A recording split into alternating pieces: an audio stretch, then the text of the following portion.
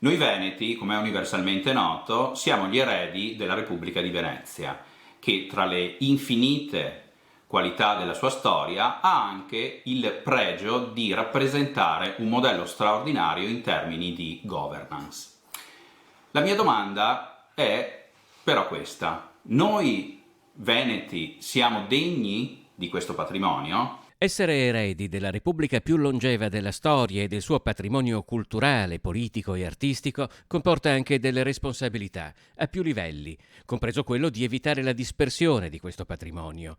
Per questo, quando in una casa d'aste di Viterbo è riapparso il busto marmoreo di Giovanni II Corner, 111° doge della Repubblica di Venezia, a Venetinetta si sono subito mobilitati. Noi, come Venetinet, associazione che io rappresento, abbiamo lanciato una raccolta fondi per riportare a casa questo doge, nella speranza che ci ispiri nelle nostre future battaglie.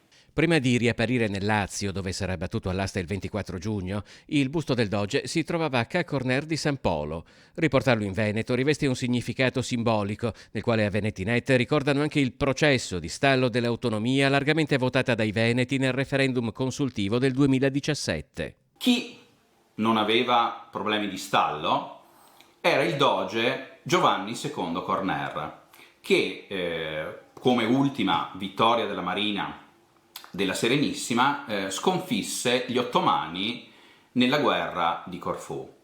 Ora noi veneti coevi abbiamo la possibilità di portare o riportare a casa un busto pregevole da un punto di vista artistico, un busto barocco di questo doge.